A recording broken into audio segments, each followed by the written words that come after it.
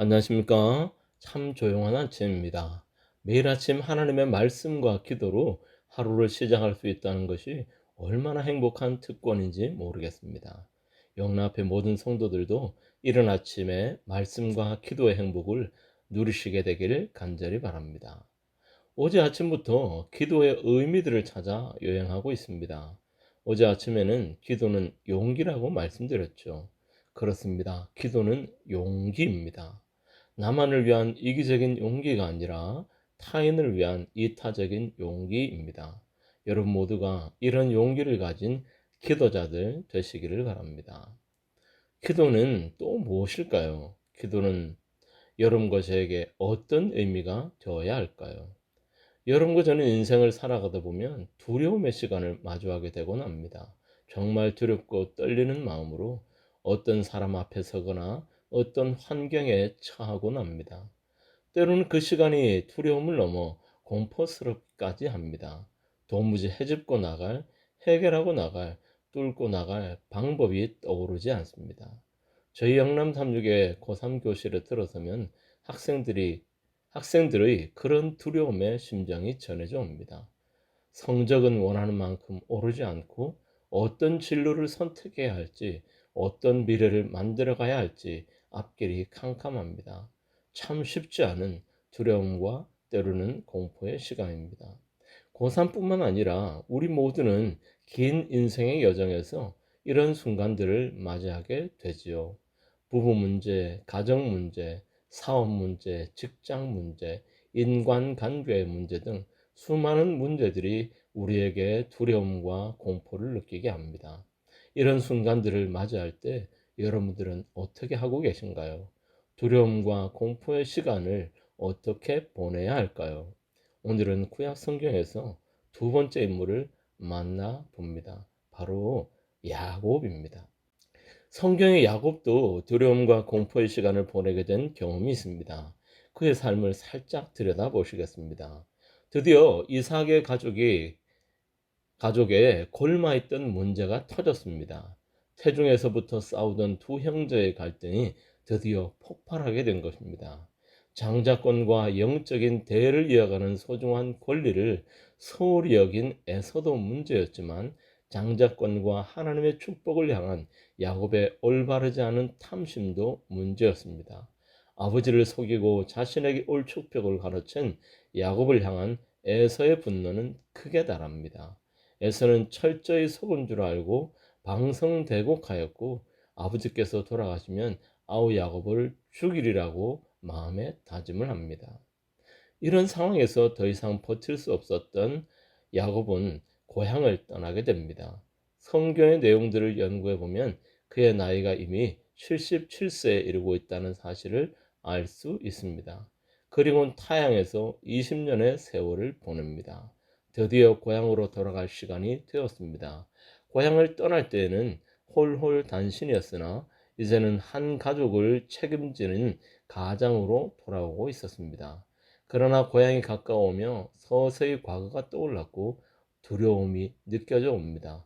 두려움은 서서히 공포로 바뀌어집니다. 설상가상으로 형 에서가 400여 명의 군사를 이끌고 오고 있다는 소식도 전해집니다. 야곱의 공포는 절정으로 치닫게 됩니다. 두려움에 떨던 야곱은 기도하기 시작합니다. 가족들은 먼저 보내고 홀로 기도하기 시작합니다. 창세기 32장 11절 내가 주께 간구하오니 내 형의 손에서 에서의 손에서 나를 건져내시옵소서. 내가 그를 두려워하면 그가 와서 나와 내 처자들을 칠까 겁냄이니이다. 주께서 말씀하시기를 내가 정녕 내게 은혜를 베풀어 내 씨로 바다에 셀 수 없는 모래와 같이 많게 하리라 하셨나이다. 창세기 32장 22절 밤에 일어나 두 아내와 두 여종과 11아들을 인도하여 야복나루를 건널세 그들을 인도하여 시내를 건너며 그 소유도 건네고 야곱은 홀로 남았더니 부자 선지자 196페이지입니다. 야곱은 그 밤을 기도하며 보내기로 결심하고 홀로 하나님과 같이 있기를 바랐다. 하나님께서는 에서의 마음을 부드럽게 하실 수 있으셨다. 그의 유일한 희망은 하나님께 있었다. 야곱은 이렇게 어떤 사람과 밤새 씨름합니다. 밤새 싸워도 이길 수 없는 존재였습니다. 이날 야곱과 씨름하신 분은 누구이셨을까요? 부조와 선지자는 이렇게 말합니다.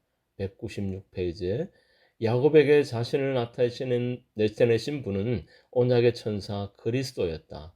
야곱은 이제 불구가 되어 격심한 고통을 느꼈으나 그가 잡고 있는 것을 노후리 하지 않았다. 온전히 통회하고 강한 심령으로 그는 천사에게 매달렸다. 그는 축복을 탄원하면서 울며 그에게 간구하였다. 그렇습니다. 야곱은 하나님의 아들 그리스도와 씨름하였습니다. 그리고는 하나님이 싸우신다, 하나님이 통치하신다라는 의미를 가진 이스라엘이라는 이름을 얻게 됩니다. 속이는 자 야곱이 승리자 이스라엘이 된 것입니다. 그리고 야곱은 드디어 인생의 두려움과 공포에서 자유를 만끽합니다. 여러분, 이후의 상황들을 가만히 생각해 보십시오. 야곱에게 주어진 환경은 바뀌지 않았습니다. 여전히 그의 형 에서는 400군사를 이끌고 그에게로 진군하고 있었고 그 시간은 점점 다가오고 있었습니다. 다른 야곱의 가족들은 여전히 두려움과 공포에 힘든 시간을 보내고 있었습니다. 그러나 이스라엘 야곱은 자유를 만끽합니다. 두려움과 공포의 순간에 자유를 경험합니다. 하나님께서 물론 에서의 마음도 누그러지게 하셨지만 무엇보다 야곱의 마음을 바꾸어 주셨습니다. 두려움으로부터의 자유를 경험하게 하신 것입니다. 다가오는 공포로부터 자유하도록 하셨습니다. 기도는 자유입니다. 기도는 두려움으로부터의 자유입니다.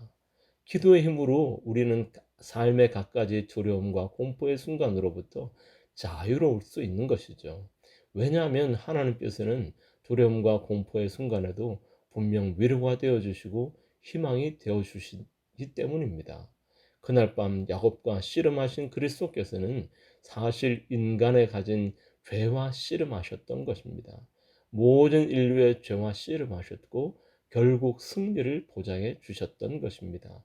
죄로부터의 자유를 선물하셨던 것입니다. 우리는 기도함으로 그리스도의 십자가의 씨름을 내 것으로 받아들일 수 있습니다.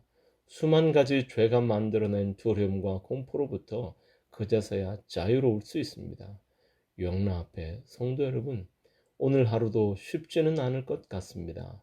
사단 마귀는 오늘도 여러분들을 죄의 두려움과 공포로 몰아 넣을 것입니다. 기도는 이런 사단으로부터 자유로울 수 있게 합니다.